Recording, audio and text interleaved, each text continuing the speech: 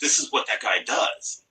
And I just fell in love right then. And I bugged my friend's older brother.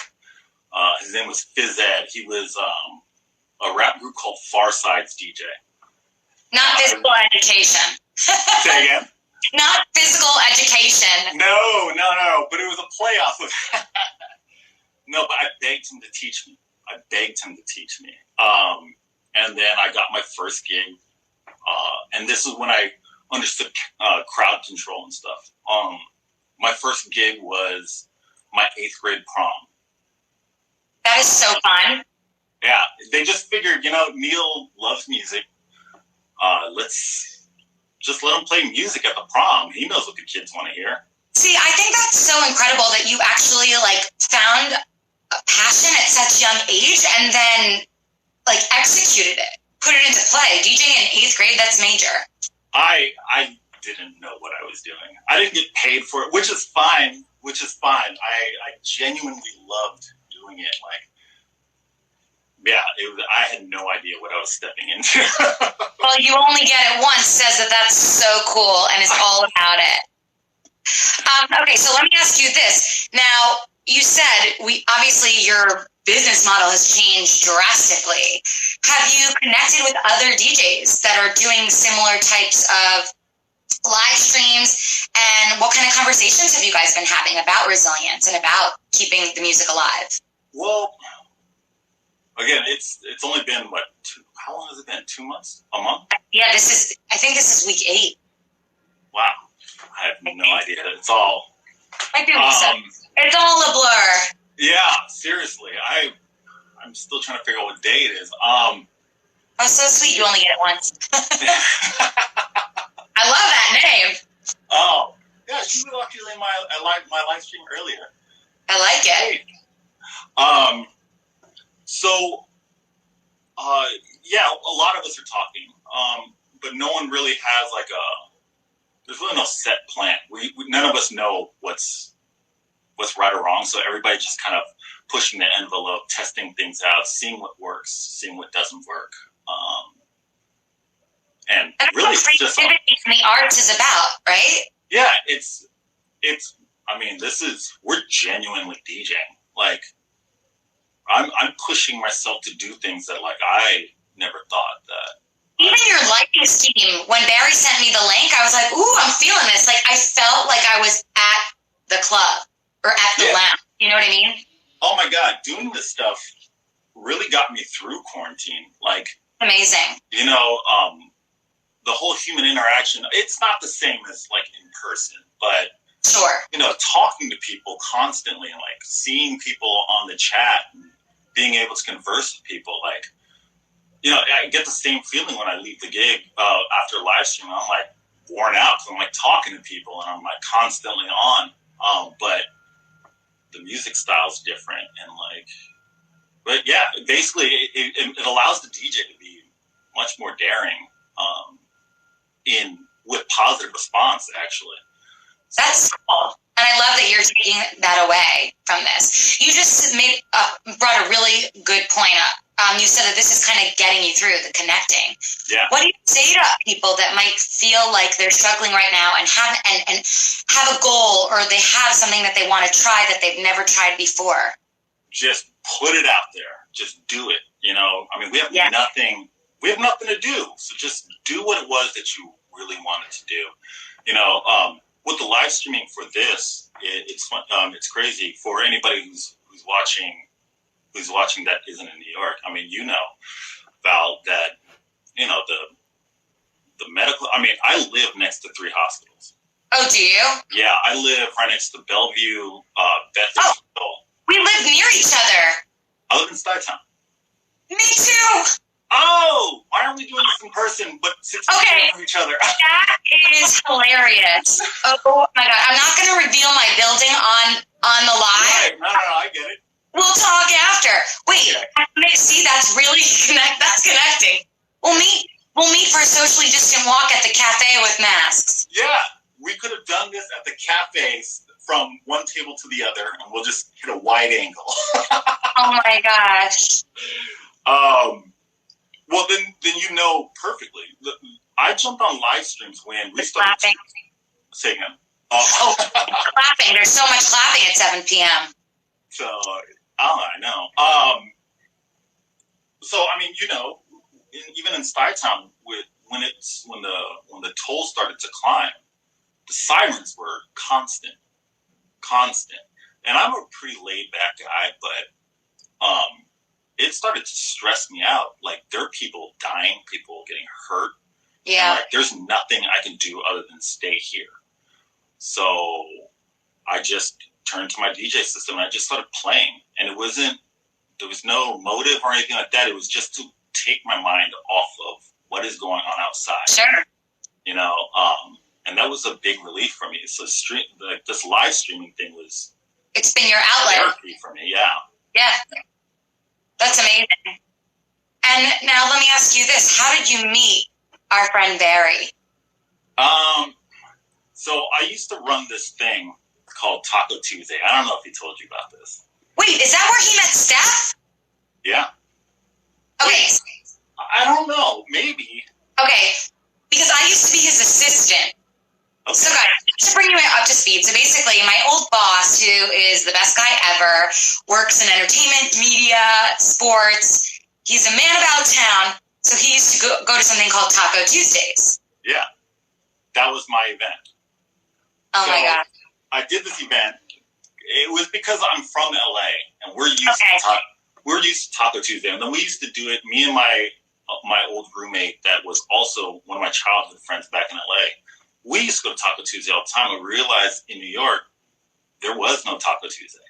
So we're like, you know what, screw it. Let's just do one at our house. So we just kept doing them and they just got bigger and bigger. So my friend that owned a bar out here decided, you know what, why don't we just throw it at the bar? We'll just do like happy hour or whatever. Makes sense. And then it just started to build. And then I lost a family member due to cancer a long time ago. And I'm sorry. None of us, no, I mean, it's life. Yeah. But we were trying to raise money. So I was like, you know what? I'm just going to do a fundraiser. And one of the companies, some of our friends that worked in fashion was like, you know what? We'll donate our tips to the charity. I was like, oh, awesome, because they didn't really care about it anyway. And I was like, you know what? I'm just going to do this for just charity. So we just did it for charity. That thing blew up. I'm talking editors of Vogue. Right. We had like massive advertising agencies, celebrities just coming out and doing this. And then Barry came up to me and was like, so you're the organizer of this? I was like, yeah. He's like, so how do we get involved in this? I was like, I don't really know what I'm doing, but he's like, yo, so let me help you. And then like, you know, Barry doing Barry was like, I'm jumping in here. And then we've just been inseparable ever since. I remember that. I think it was like in 2008 or 9. Yeah. Because I remember him always saying Taco Tuesday, and then bringing celebrities, and it was all about charity and whatnot. That's so great. Yeah. So in quarantine, you were doing good. Yeah. We were, yeah. So, I mean, we're actually working on the charity thing right now, actually. Hopefully it goes through, but... Well, can you divulge any information on that? I'd love to hear more. I think it's a little too early to say. Okay, cool. But it's something that he and I are both really tied into. So we'll see. I mean, it's very preliminary, but, you know. But now is the time, guys, and that's exactly like what I try to really talk about in these chats. And when I speak to people like yourself, you know, that are pursuing a passion, it's the time to go for it, to put the wheels in motion and make things happen. Oh, absolutely. I mean, things are changing. In this quarantine, things are changing. As a DJ, I'm starting to realize that, like, not only on the musical side, we're able to, like, experiment with other things, but it's also changing the way that people listen to music. You know, I never thought that we can DJ on live streams and stuff like that. But I'm finding that some of the people that are tuning in to my streams aren't really paying attention to the chat, but they just have their phone to the side and they're just working. You know, they're listening to it like it's radio. So a lot of us have to take the mentality of a radio DJ versus a club DJ, where it's okay to echo out and go into a slow song. It's okay to play one genre and bounce to a completely different one because it's just a good song, you know? True. Because people are doing other things. So, And these are the things that I think are going to carry over into out of quarantine. Yeah, no, you make a really good point. You know what I would like to see now that so many kids are learning online, obviously, and school is changing, and music and the arts has always been very exciting, but maybe like a DJ class for kids instead of just like a music class. It's funny, I'm actually teaching my agent how to DJ via Zoom. I've never done that before. I've taught a lot of people. I've never taught anybody in Zoom. So what do you do if like you don't have equipment? How do you even pull that off?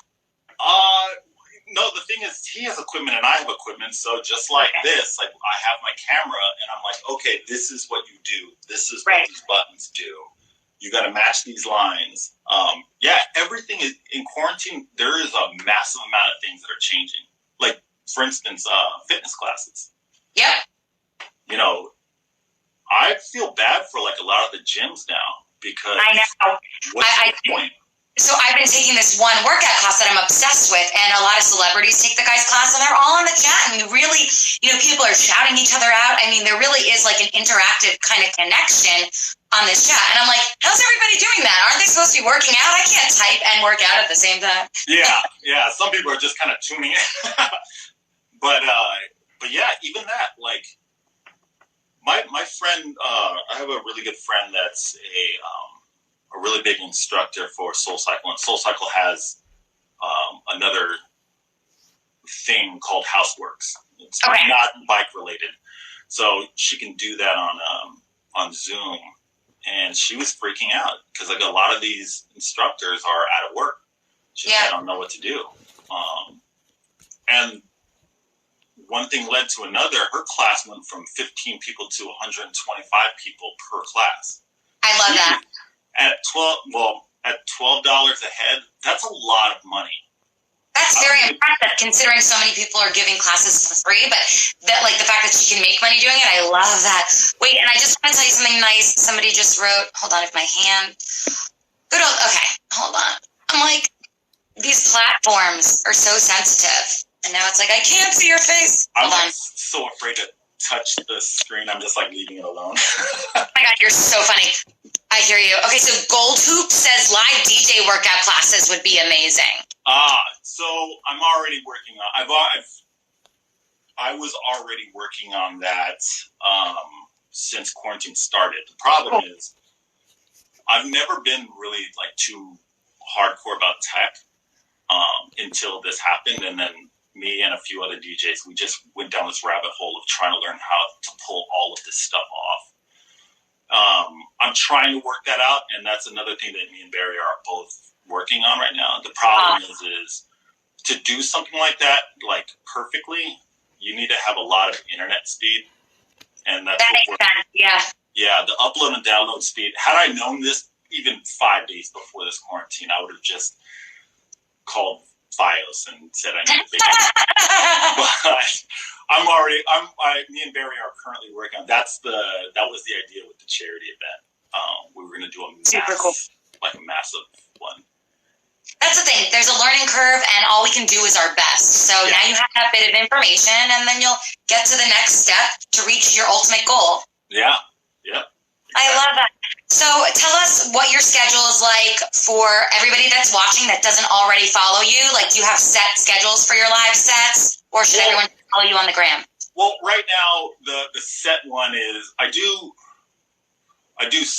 Tuesday through Saturday, roughly around 7 p.m., 8 p.m. Eastern.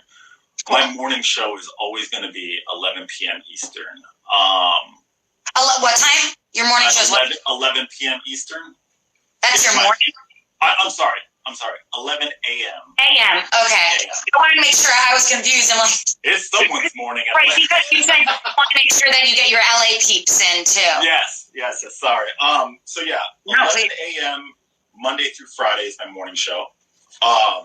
7 p.m., 8 p.m. I'm usually on Tuesday through Sunday, and then the management team that I'm on, White Label, they do a thing called White Label Sundays. It's just like basically people just drinking a lot, listening to a bunch of really aggressive music, and just partying. So fun.